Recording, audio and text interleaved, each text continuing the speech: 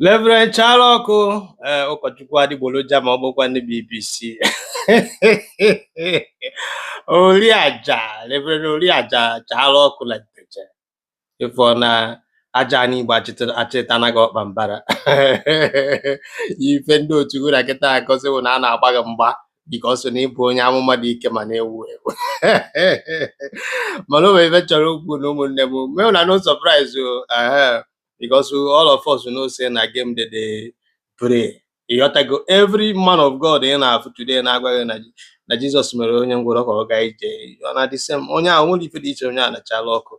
Elsakwa ya bụ Reverend Father na-agwa gị today na onye ngwụrọ gara ije n'afa Jesus na kidney gị na aha ile na ya kidney failure n'afa Jesus na cancer gị ehile na n'afa Jesus. Ife a niile wu the same people nwere ife dị iche ha na Chaluoku. But thanks to ndị Anglican Church gbapụrụ ya afọ ịghọtago ori aja ya awọ